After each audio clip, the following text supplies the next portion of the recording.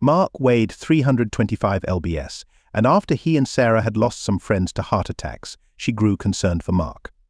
To cut a long story short, she restricted their intimate relations to only 4 times a year, unless he met his weight loss targets. These occasions were Valentine's Day, their anniversary, and their birthdays. Consequently, Mark embarked on a weight loss journey, losing a significant amount of weight over 2 years, and took advantage of the additional intimate opportunities that came with meeting his step goals. Yet, he felt deprived of intimacy. Eventually, he slimmed down to about 207 lbs, shedding 118 lbs in total, and expressed a desire to stop due to the difficulty. When Mark suggested quitting, Sarah sternly refused, presenting an ultimatum that if he stopped, their intimate encounters would be limited to those 4 specific days unless she sought fulfillment elsewhere due to her needs.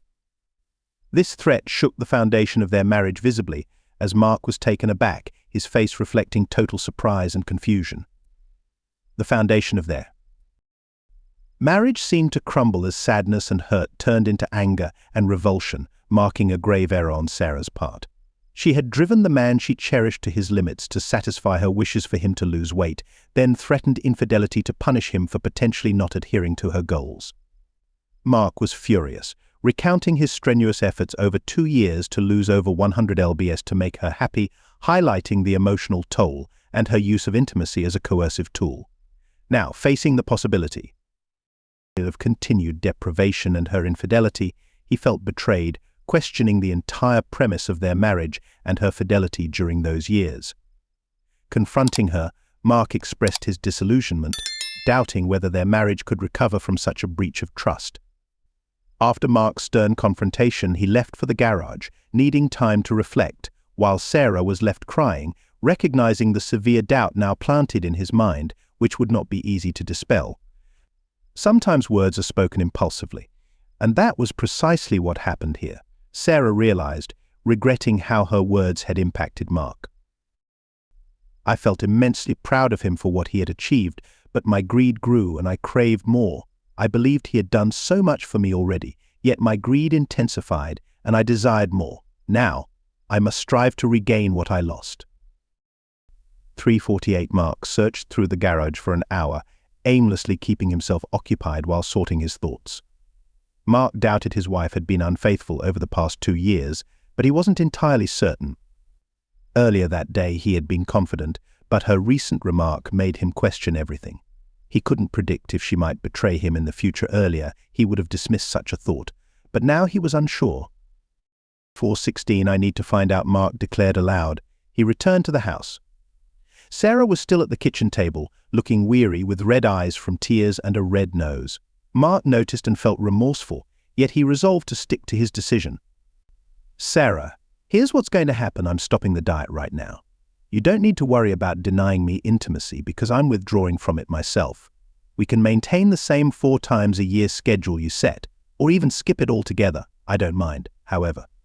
Should you choose to be intimate with another, you won't. Appreciate the consequences when I discover it, and I will discover it.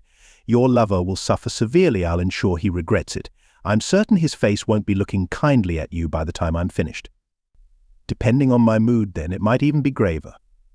As for you, if you betray me, I'll eject you so swiftly, you'll be perplexed. You'll be liberated to fulfill your desires whenever and wherever. I could never remain married to someone unfaithful, so prepare yourself accordingly.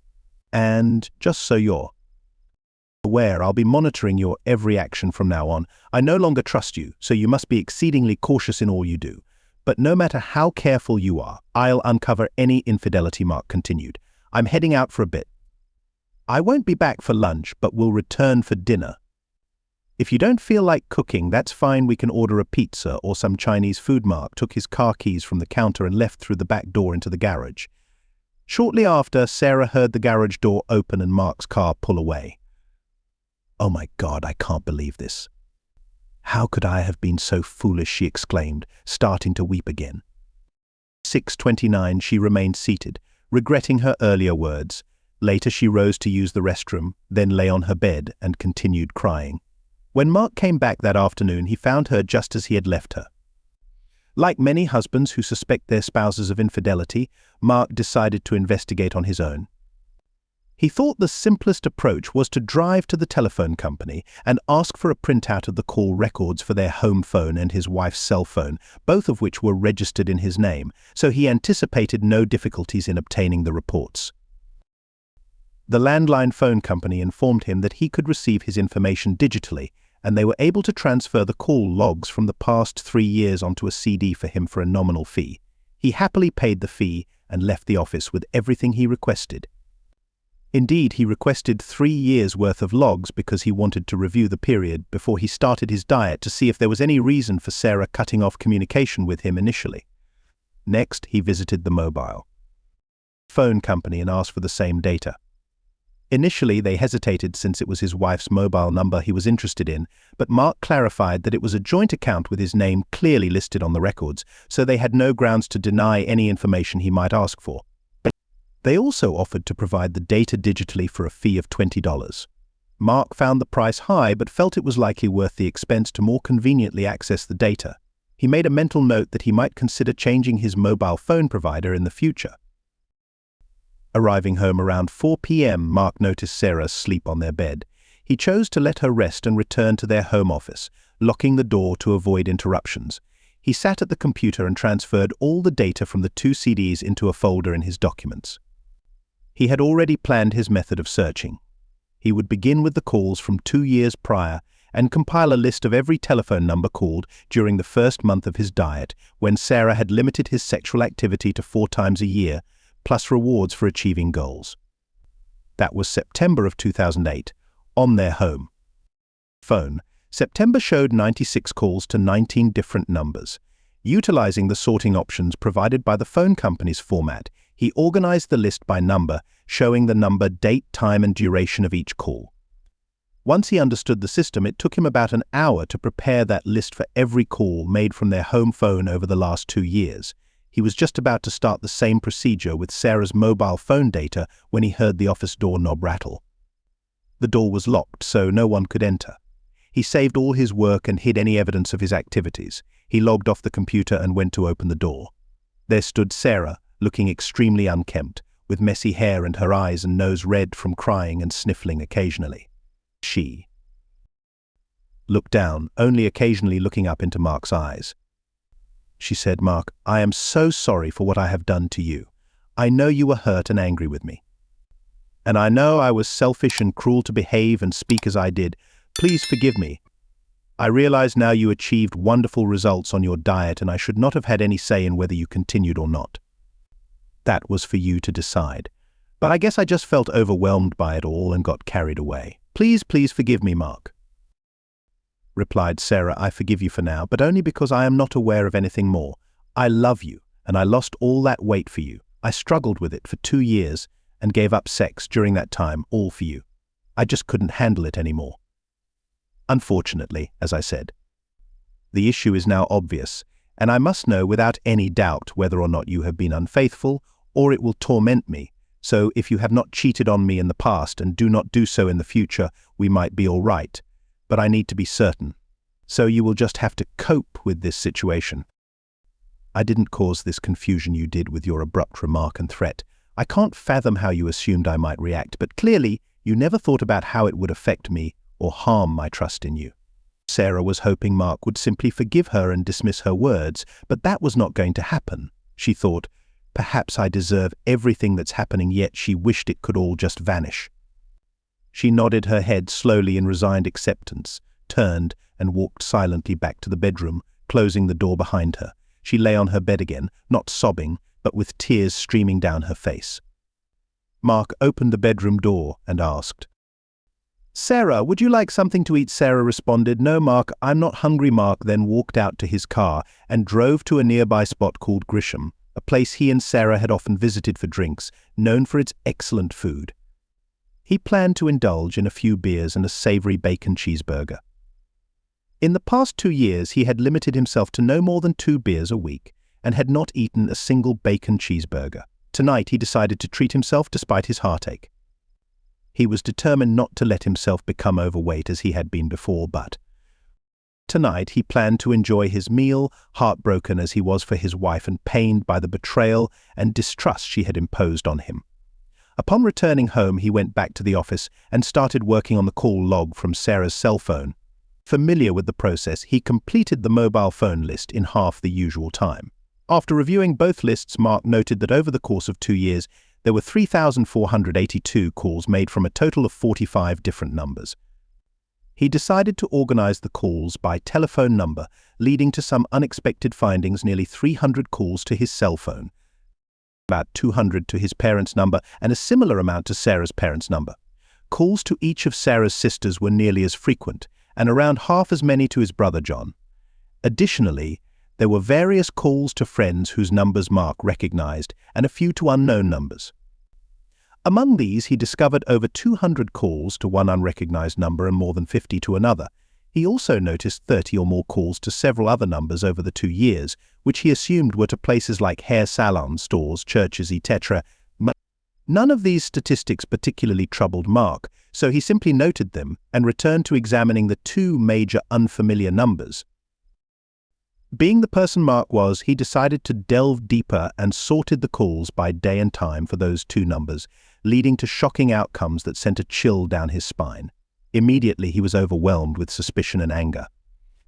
Every Wednesday at 11 a.m., Mark attended a staff meeting with his boss and department heads at a local restaurant equipped with meeting rooms. They would meet for an hour, have a lunch break, and conclude their discussions by 2:30 p.m. or 3 p.m. Without exception, there was a call to his cell phone every Wednesday at 10:55 a.m., except for the weeks he was on vacation. At 11:05 a.m., every Wednesday a call was made to the first of the 2 unrecognized numbers. Now, he was extremely suspicious it was too coincidental to overlook. He realized what he might discover would likely be upsetting. Focusing on the second number, he noticed that calls to it were consistently made every Friday at 1:05 p.m. Once a month, Mark played golf with his brother and each of their best friends. They completed 18 holes, which typically lasted until about 5:30 p.m. Then they would stop at the clubhouse for a few drinks before heading home. He was usually home by 6:30 p.m. On those Fridays, he would take a quick shower and then take Sarah out for dinner. What frustrated him was that Sarah always phoned him just before he started playing to tell him she loved him and would be waiting for him when he got home. He now understood what was happening, but he still lacked concrete evidence or knowledge of the person with whom she was being unfaithful. The daunting aspect now was pondering how long it had been occurring and whether it began only after Sarah had distanced herself from him or earlier. Consequently, he looked back an additional year and found that the same calls had been made once a month for the 3 months before she distanced herself. Whatever Sarah was up to, she had started it 3 months earlier, though less frequently. All he needed now was to identify who it was and then decide his next steps. He thought finding out who would be straightforward. He conducted a reverse phone lookup on the first number, discovering it was a mobile number and unlisted. He did the same for the second number and found it registered to a Tony Barley. Of course, Mark knew exactly who Tony Barley was. He was Mark's trainer at the gym, a contact Sarah had introduced to Mark initially. So it was clear Sarah was contacting Tony on the Fridays when Mark was golfing. Mark noted the address in his call log spreadsheet and decided to go out for a while. When he returned to Grisham's, he sat and had a couple more beers as the dinner crowd thinned out. He then asked the notably charming bartender, Brenda, if she could assist him. He shared a bit about his situation and requested her to find out if the first number belonged to Tony. He dialed the number and instructed Brenda to simply ask to speak with Tony, pretending a woman had recommended him as a potential trainer. He suggested if it was Tony, to tell him that she might visit the gym soon if he had any openings. Brenda took the phone and said, "Hello, is this Tony?" introducing herself as Jennifer. "Yes, a woman at my hair salon recommended you as a trainer." "No, I didn't know her well, but we discussed getting fit, and she mentioned your name laughing." She added, "I'm 24, about 5'6" tall, and a bit on the heavy side at 130 pounds. It feels like you're sizing me up over the phone. I think I could slim down to 115 pounds, but I'm okay with how I look, thank you." "Do you have any openings?" When Tony mentioned a recent client had just left, creating an opening, Brenda confirmed she would visit in a few days to discuss what needed to be done to achieve her fitness goals. "Thanks, Tony. See you soon." Mark sat in astonishment at Brenda's execution. She had confirmed that it was indeed Tony from the gym and revealed that he did indeed flirt with his female clients. She confirmed that there was an available slot because of a dropout, which Mark suspected was supposed to be him.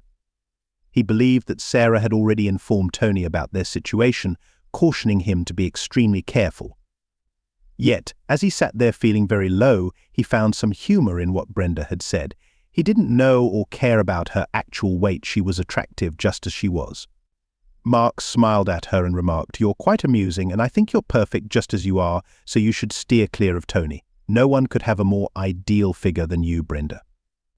Brenda gave him the most radiant smile and responded, "Thank you, kind sir. Your compliments make me blush.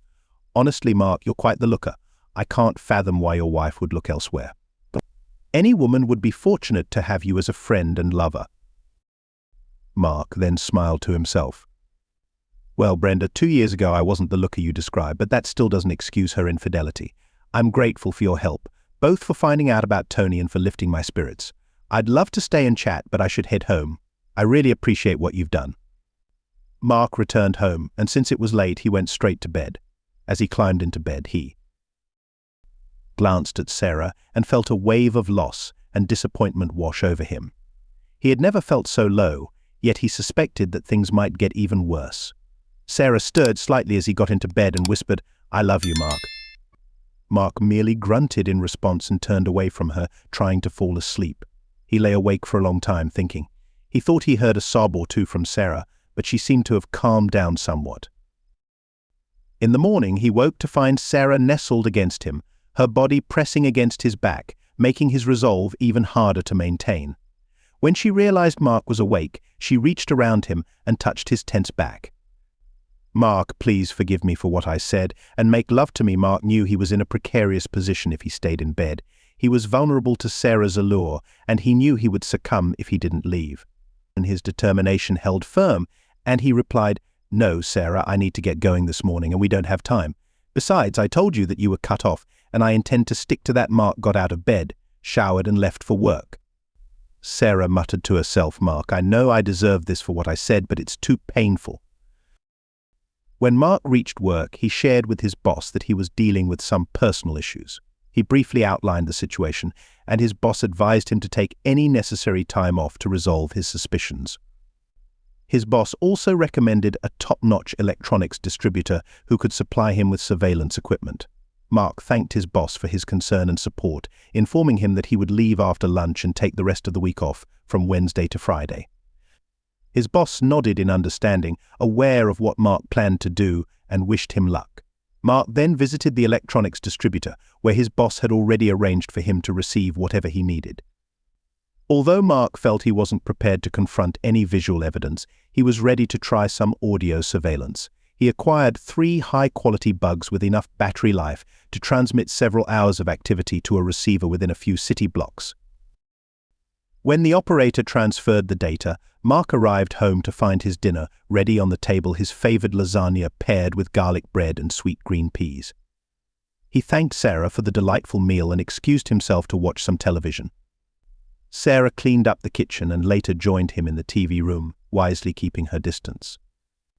At bedtime, Sarah went to their bedroom, and Mark seized the opportunity to install one of the bugs inside their home phone, ensuring he could record every conversation that took place, capturing both sides clearly.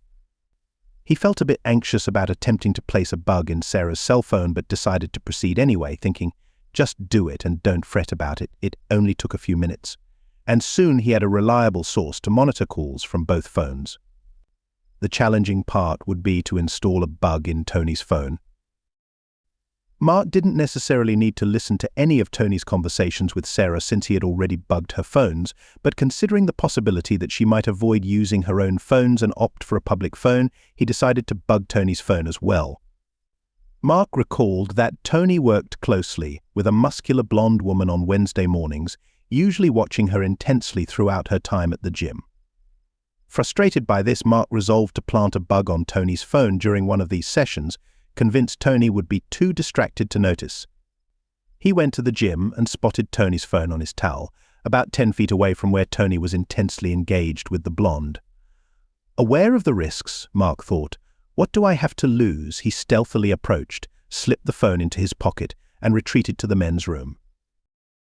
There, he quickly installed the bug in Tony's phone. The difficult part was returning the phone to the towel without being noticed. Back in the gym, he saw Tony beginning to conclude his session with the blonde. Knowing he couldn't reach the towel without being seen, he opted to slide the phone across the floor toward the towel, hoping it would land close enough to avoid suspicion. It was a risky move, but he executed it, sliding the phone across the floor. It made a noise, but Tony, preoccupied with the blonde, didn't notice. The phone not only reached the towel but slid under its edge perfectly. Perfect, Mark thought. There's no way Tony will suspect anything now. He quickly left the gym. At precisely 10:55 a.m., his cell phone rang. It was Sarah, checking in before his meeting. Mark, having taken the rest of the week off and skipped the meeting, had not informed her of his plans. After about 10 minutes, he began monitoring the bugs from his car. Tony's phone rang and he answered promptly. "Hi Sarah, how you doing, baby? Do you want to meet at my house like usual?" Tony inquired. "I thought you were going to be more cautious since Mark is suspicious." Sarah responded, "I do need to be more careful, Tony, because Mark is really suspicious now. I think we're going to have to stop meeting, at least for a while. If he finds out about us, he's going to harm you and throw me out." "I can't risk losing Mark, Tony. I love being with you, but I also love Mark and don't want to lose him," Sarah explained. Tony grumbled in response, "But how can you give up on what we have?" "Sarah, I know you love it, and I've enjoyed our time together too. It's the reason you distanced yourself from him initially, so you could spend more time with me." As Tony sighed, Sarah acknowledged, "You're right, the first time we were together, I realized I'd do anything to be with you more. For those initial 3 months, it wasn't enough, so I did distance myself from Mark to see you more. I do love you, but I can't take the risk right now. Maybe in a few weeks, things will settle down, and we can resume our weekly encounters, but until then, you'll have to manage with your other girlfriends," Sarah stated. "Don't be envious of my other relationships, Tony. I've never let them interfere with our fun, have I?" "Do you think we can still meet on the Fridays when he goes golfing?" Tony inquired. "I'm not jealous. I know you need more than I can give, so I haven't worried about what you do when I'm not around. Besides, you're with Mark on those special days and you've never complained. I'll have to think about the Fridays, maybe that could work. I'll let you know if I think I can manage it," Sarah replied. Mark had heard enough. It sickened him, but also fueled his anger to the point where he knew he was determined to seek revenge. Sarah had been unfaithful with Tony even before he started his diet, and she used the diet as an excuse to limit their intimacy, making her times with Tony more thrilling. She had been unfaithful every Wednesday, and on the Fridays he went golfing once a month. She probably had been unfaithful more than 100 times over the last 2.5 years. How could she claim to love him when she so easily betrayed him? He even wondered now if there had been others. At this point, it didn't matter, because Tony alone was reason enough to end their marriage. Over the next 2 days, Mark made his plans and contacted a few people to ensure everything was set to unfold in his favor by the weekend. He monitored the phone taps both days. Sarah called her hairstylist on Thursday morning to schedule an appointment for Friday morning. It was an interesting conversation. "Janine, I need a killer new hairstyle, something young and sexy," Sarah said. "Why, Sarah? Are you chasing another man?" Janine joked. "No, just trying to keep the one I have. Mark is suspicious about me being unfaithful, and I need to get him thinking with his desires again instead of his head. I'm going to buy some attractive new lingerie too, and see if I can completely distract him so his suspicions fade," Sarah replied. "So, what are you going to do about Tony? You can't seriously think of giving up that great sex you've been bragging about," Janine responded. "Well, I might not end it entirely, but I will for a while, at least not as often as it has been." Sarah laughed, and the rest of their conversation was trivial. Mark was devastated by all he heard, but by this time his anger was motivating him, and the pain was deeply suppressed. Tony had called her on Friday when she hadn't reached out to him. "Well, babe, you still want to hold off for a while, or are you missing me?" Tony asked. "I want you badly, but I just can't risk being with you for a while. Please be patient, and I promise we'll be together again soon," Sarah reassured him. With every conversation, Mark's heart shattered more.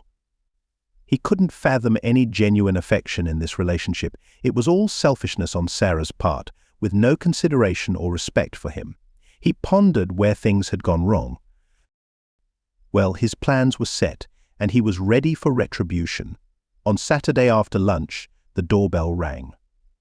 Sarah answered it to find a beautiful girl in a cover-up outfit, holding a small bag. "Hi Sarah, I'm Brenda, a friend of Mark's. He mentioned it would be okay for me to spend some time by your pool today. I hope I'm not bothering you, but I really would like to work on my tan." Sarah was at a loss for words but managed to say, "Sure, come on in and I'll show you out to the pool." Brenda noticed that Sarah wasn't smiling, and a slight smile crept onto her own face. Shortly after, Sally and Linda rang the doorbell together. Sally told Sarah that she had worked with Mark for several years, and Linda explained that she had served them as a couple and Mark alone at Grisham's. They both informed Sarah that Mark had invited them to use the pool for the afternoon. Both women were very attractive, and Sarah began to feel uneasy, wondering what was going on. She felt chills a couple of times as she pondered the possibilities. The three women found their spots by the lounge and began to apply suntan lotion. They quickly agreed to help each other in order to not miss any spots. Once they were well oiled, they lay on the lounges and began to soak up the sun. A short while later, they decided that an all-over tan would be ideal, so each untied their bikini tops and set them beside the lounge. Sarah was furious and really wanted to ask them to leave, but since Mark had invited them, she knew she had to be cautious as she was already in a precarious situation with him, so she remained silent. At 3:30 p.m., Brenda approached Sarah and sat in the chair opposite her. "Sarah, I need to tell you something. I'm a bartender at G, and the night you gave Mark your ultimatum, he stopped by for a few beers and ended up telling me everything that's been going on between you two." Brenda began. Sarah looked shocked, but Brenda continued, "I think you made a big mistake, Sarah. I can't understand how you could do what you did. Mark is suspicious of you now and has been trying to figure out exactly what has happened.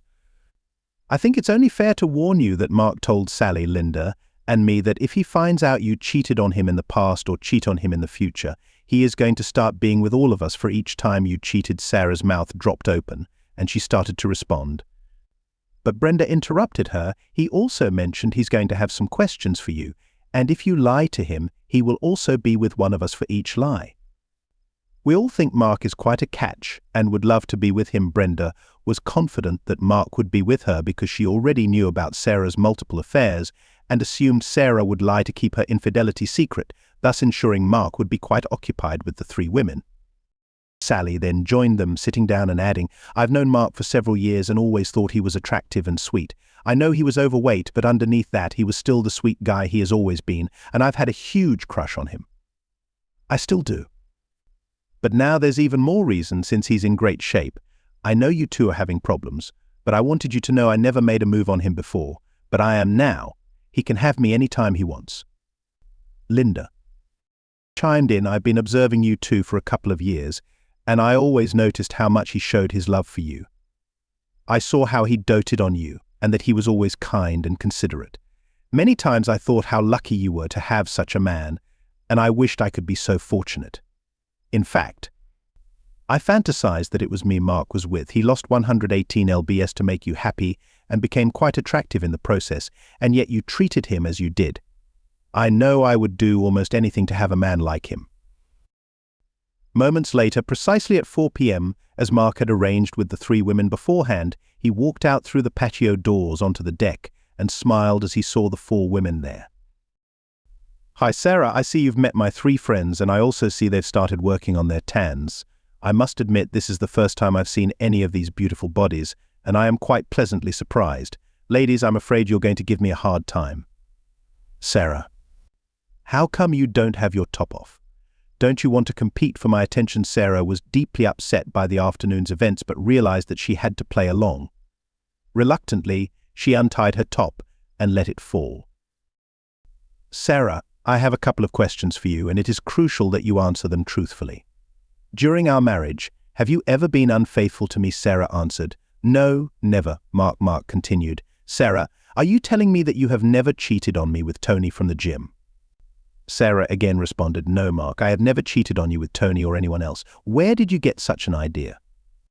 Once more, Mark pressed on. So, Sarah, you're telling me that you never cheated on me with Tony almost every Wednesday for more than 2 years, and on the Friday afternoons when I played golf with my brother and our friend Sarah, shocked that Mark knew so much about her affair with Tony. Stuck to her story, hoping he didn't have any concrete evidence. No, Mark, I don't know what you're talking about. All the while, Brenda, Sally, and Linda sat with huge grins on their faces, growing brighter with each answer Sarah gave. They were well aware of what was likely to happen soon.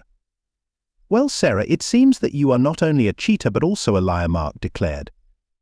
You know you have been seeing Tony almost every Wednesday from 11 a.m. until whenever, and I know it. I got copies of your phone logs from both the landline and your cell phone, and I saw every call you made to me at 10:55 a.m., immediately followed by a call to Tony's cell phone at 11:00 a.m. I know it was Tony's phone because I had Brenda call the number, and she verified it was Tony.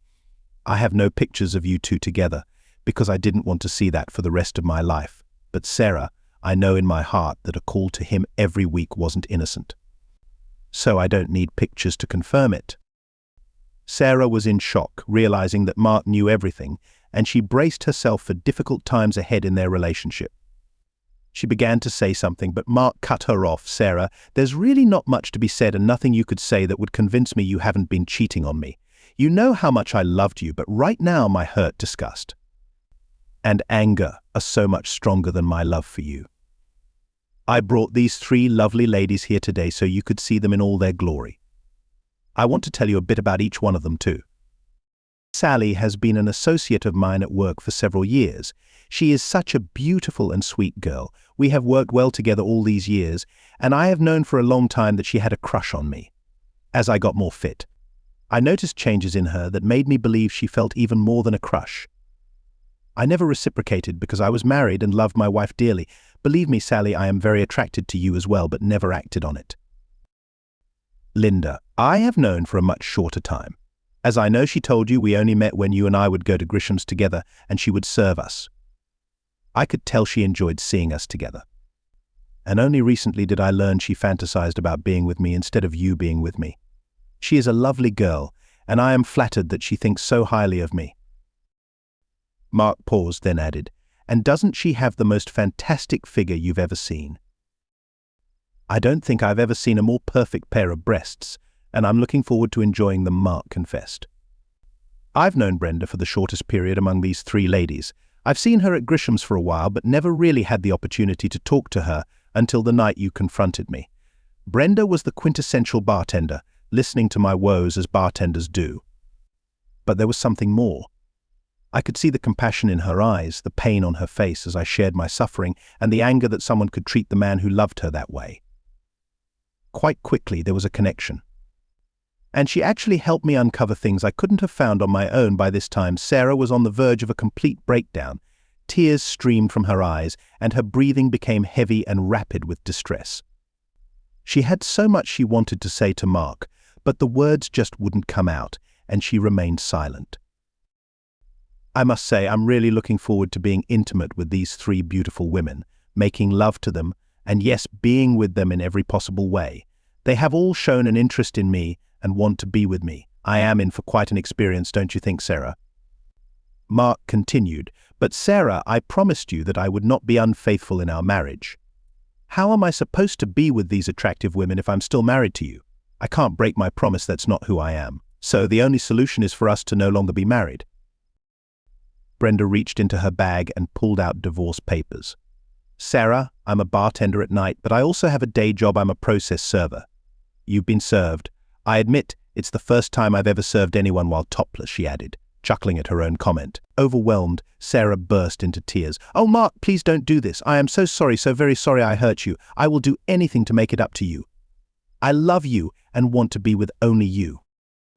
Mark replied, Sarah, I'm having a hard time believing that you really love me, given what you've been doing for over 2 years.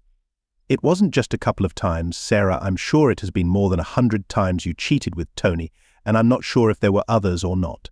But to me, it really makes no difference now. He continued, the court hearing is scheduled for next week, Friday. After we are legally separated, I'm going to start seeing each of these ladies. Maybe after a while, I will be so engaged in enjoying their company that I will be able to forgive you for what you did with Tony. Perhaps I'll even understand the pleasures you seem to find in your affair. Maybe a lasting relationship will develop with one of them, and I will find the love and support I thought I had with you. If that happens, maybe I'll be able to stop loving you and eventually forget you. I hope so, Sarah, I really do. Mark told the ladies it was time for them to leave, and he would call each of them later.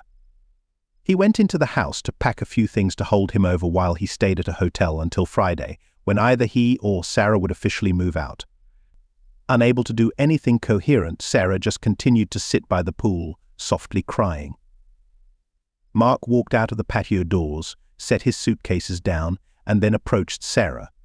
She didn't know what more he could possibly say, but it quickly became clear. Sarah, remember what I told you about what would happen to your lover? It just so happens that yesterday, when you cancelled on Tony, he decided to go for the voluptuous blonde he works with every Wednesday morning from 9:30 to 10:30 a.m. Yes, she was his warm-up before he met with you. He was always so enthralled by her that by the time he got to you, he was more than ready. I can only imagine how Brenda, Sally, and Linda will energize me. I hope it turns me into a dynamo for them. By the way, the blonde was Gina Margarella, the wife of Gino Morella.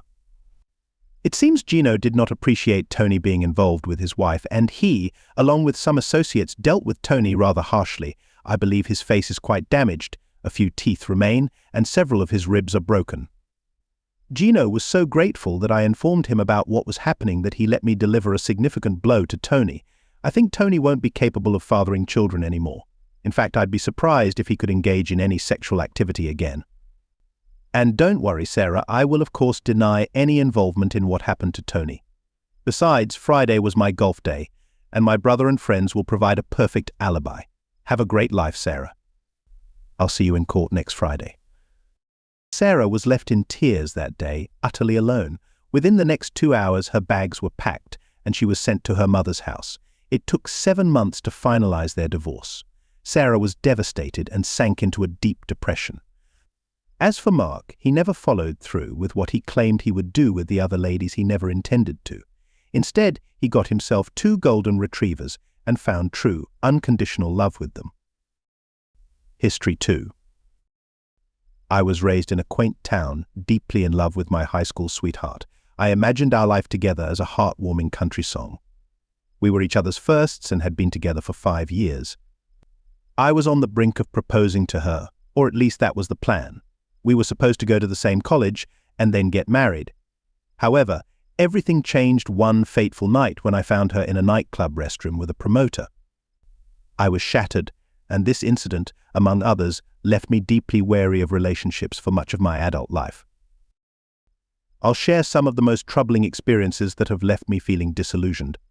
Once, while watching a movie where a character was unfaithful, my then-girlfriend exclaimed that cheaters should be hanged.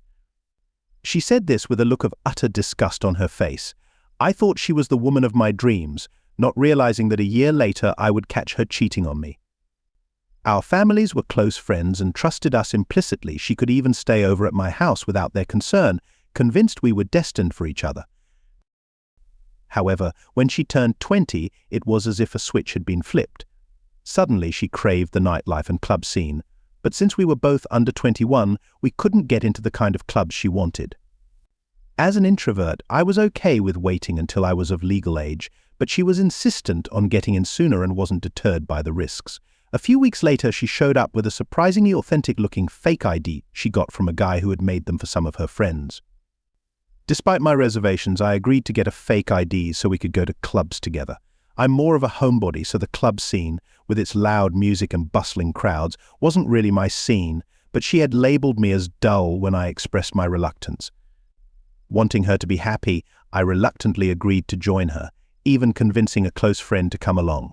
We both ended up getting fake IDs. Fast forward to the next Friday, we had plans to hit the town, but I fell ill and couldn't make it. I thought my girlfriend would cancel as well, but she decided to go with one of her friends instead. I remember feeling that she seemed different, and even her circle of friends had changed. The following week, when I was feeling better, we decided to try going out again, this time with my best friend. As we arrived at the club, I was nervous that our fake IDs wouldn't work, but to my relief, the bouncer barely glanced at them before letting us in. I later learned that this club was known for its lax ID checks and eventually got shut down for serving alcohol to minors. Once inside, I noticed a red flag. My girlfriend enthusiastically waved at a tall, well-dressed guy near the entrance. He winked at her, and she responded with a broad smile. When I asked who he was, she casually mentioned that he was just a promoter.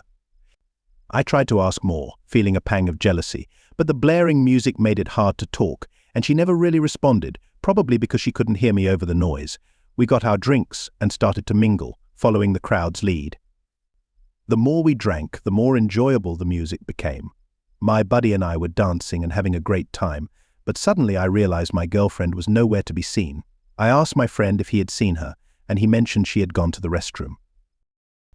About 10 minutes later, she still hadn't returned, and we decided to explore the upstairs area, having heard there was another bar there with a great city view. We thought we'd take a quick look and then head back downstairs before my girlfriend came back looking for us. Upstairs was more of a lounge area, quieter, with comfy couches, and it had an open roof, so the noise from downstairs was less intense. As we headed towards the bar, I spotted a woman in the corner who looked a lot like my girlfriend, chatting with the same guy we'd seen at the entrance. I moved closer to confirm it was her, and sure enough, there she was, smiling and engaged in conversation with him. I interrupted them and asked my girlfriend to join us immediately. The guy just smiled at me, while my girlfriend looked annoyed, as if I had interrupted something significant. I asked her who he was and how she knew him. She explained that she was trying to get us into the VIP section, that he was a well-connected club promoter, and that he was friends with everyone, including many women, so I had nothing to worry about. I expressed my disappointment that she had left us without saying where she was going, and I made it clear that I wasn't interested in the VIP area. I wanted her to stay with me and not chat with that guy again. She accused me of being jealous and controlling, which led to an argument. I left her with my friend in the corner and went to get us some drinks. When I returned, she was deeply engrossed in her phone, texting someone. My friend then excused himself to find the restroom downstairs, leaving me alone with my girlfriend, who was still engrossed in her phone and not speaking to me due to our earlier argument. A few minutes later, she stood up, ready to leave. I asked her where she was going, and with a hint of sarcasm, she replied that she was off to the restroom and invited me to follow her. Since I seemed to have trust issues, I chose to ignore her comment as she stormed off. Now, I was alone, waiting for both my friend and my girlfriend to return. After a few minutes, my friend came back, grinning from ear to ear. I asked him what was so funny, and he shared that while he was in the restroom washing his hands, he overheard a couple being intimate in one of the stalls. We were aware of the wild antics that could occur in clubs, and we both found the story amusing, chuckling about it. However, an instinctive feeling nudged me to dash downstairs and see the spectacle for myself. Being new to the clubbing scene, I had heard about such incidents frequently and had seen posts about it online. Curious to witness it firsthand, I asked my friend to direct me to the restroom, then hurried downstairs, hoping to catch the action before it ended. Upon reaching the restroom, I had to wait in line for a bit. The place was chaotic, filled with inebriated people chatting loudly and laughing. There were about 6 stalls, but I couldn't hear any sounds of intimacy like my friend had described. Starting to think maybe my friend was pulling my leg, I decided to use the urinal, which was positioned parallel to the stalls. As I was relieving myself, one of the stall doors swung open. I instinctively glanced over my shoulder to see who was coming out. To my utter shock, it was my girlfriend emerging from the stall, adjusting her dress, and right behind her was the promoter, fastening his belt. I was so stunned that I didn't even notice I had started to pee on my own pants. I yelled her name, demanding to know why she was sleeping with him. She was taken aback by my discovery and was at a loss for words. Eventually, she retorted that I was causing her embarrassment. Can you believe that? She had just emerged from a men's restroom after doing ... Well, you know what? And she had the audacity to say that I was the one embarrassing her. I hurled a barrage of insults at her, causing her even more embarrassment, while the crowd around us laughed and cheered as our argument escalated. Meanwhile, the club promoter had vanished without my noticing. I told her to go home with the club promoter she was sleeping with and declared that we were done. I stormed upstairs and informed my friend that we were leaving. He trailed behind me, asking about my girlfriend, but I didn't reveal anything until we reached the car. He was dumbfounded when I told him that the girl he had heard having sex in the men's restroom was my girlfriend. I was in disbelief. How could she do this to me? The image of her emerging from the restroom kept replaying in my mind, haunting me even as I penned down this account. I was fuming and cursing her all the way home. After dropping off my friend, she even had the gall to call me, questioning why I had left her at the club. I retorted that her new boyfriend should be the one to take her home. I got home and spent the entire night wide awake, unable to sleep. She kept ringing my phone, but I just let it ring. I should have blocked her number, but it wasn't that simple to just cut her off. At the same time, I was too furious to even consider talking to her. The next morning, she showed up at my doorstep, pleading for me to take her back and blaming her actions on the alcohol and its intoxicating effects. I asked her how many times they had been intimate, and she claimed it was just that once. However, I later discovered from her friends that she had visited that club several times before we went together, which suggested that she must have done it more than once. The breakup left me shattered. I lost my appetite and couldn't eat properly for days. My parents became concerned, and I finally told them about what my ex-girlfriend had done. They informed her parents, who then confiscated her fake ID. This led to a major argument between her and her parents, which ultimately resulted in her being kicked out of the house. Rumors began to circulate about her, with people exaggerating the story, claiming that multiple men had been involved with her. I had no idea how or where these embellishments originated, but she became notorious in our town for her actions and eventually had to move away. Her relationship with her parents remained strained because of the incident in the club's restroom. Being known as the girl from the men's bathroom was not only humiliating for her but also for me. Even after our breakup, I decided to relocate, leaving behind my friends, family, and all the drama. I moved 2 states over to escape the humiliation, leaving everything behind and starting anew. My plan was to focus on myself and avoid serious relationships. I spent my college years casually dating without any serious commitments. I was a bachelor enjoying the company of different girls, and I loved it. After college, I landed a job and put all thoughts of my ex-girlfriend behind me. I never let my guard down because I didn't want to experience that kind of disappointment again. I thought my ex-girlfriend was unique, but she turned out to be the exact opposite. I dated occasionally, but nothing serious ever developed. I would bring girls to family events because I didn't want to attend alone. My family wasn't too fond of the girls I dated. They had tattoos or dressed differently. The girls I was seeing were city girls, some a bit wild, but I preferred them over pretentious girls like my ex who cheated on me. After landing a job, I met a new girl at work who was simply amazing. She completely transformed my life. I didn't see any obvious red flags, so I allowed myself to be vulnerable again. However, after a few months, I started getting this nagging feeling that she might be cheating on me. I was experiencing panic attacks and the like. I brought up my concerns to her, and as expected, she denied everything. A few more months passed without any issues. She had already met all my family and friends, and everyone seemed to genuinely like her, which was unusual because no one had ever really warmed up to anyone I dated since my ex.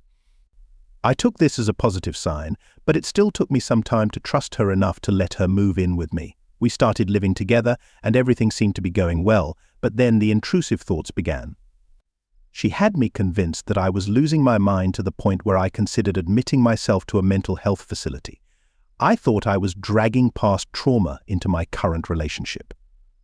I kept trying to reassure myself that maybe it was just my past haunting me and I had nothing to worry about. Everyone else was telling me the same thing. In November 2021, we got a positive pregnancy test. Considering this was my first child, I was over the moon.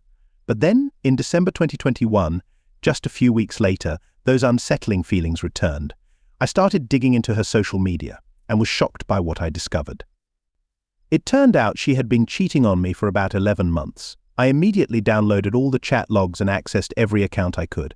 I didn't stumble upon any concrete proof of physical contact, just the exchange of explicit photos, which, in my eyes, is still infidelity.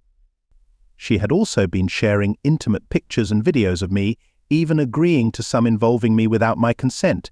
Every day I'd uncover more, and she'd insist that's all there is. I have no reason to lie to you, she said. At one point, she even told me I didn't have the right to know. Now I'm left questioning the paternity of this child again. I found no evidence of her physically meeting someone else, and believe me, I dug deep. I'm not sure if I'm being irrational for doubting the child's paternity at this point. She's still in her first trimester, and the thought of waiting until birth to know for sure is torturous. I want to be happy with her and raise our child, but the nagging doubts are unbearable. I can't believe I'm going through this again. I started to wonder if all women are like this, or if I'm just incredibly unlucky. Clearly, I can't just take her word for it. Even if I were on my deathbed, I doubt she'd tell me the truth. My job has given me a background in interrogation, so I have a knack for detecting lies, but she's a tough nut to crack, especially when it involves someone close to you, as opposed to a stranger you know nothing about. I was utterly bewildered and didn't know what my next move should be. I left my own house to crash at a friend's place just to clear my head. She pleaded with me to return, but I told her I needed a prenatal paternity test. She argued that such a test could harm the baby. I did some digging online and sent her the information proving her wrong. After several days of back and forth, she finally agreed to take the test, and as it turned out, the baby wasn't mine. Once I discovered that, I asked her to leave my house. Her main concern was that she didn't want to terminate the pregnancy due to her beliefs. I questioned her if having an affair was also against her beliefs. She was left speechless. I told her that whether she chose to keep the baby or not was irrelevant to me. What mattered was that she needed to be out of my house by the next day.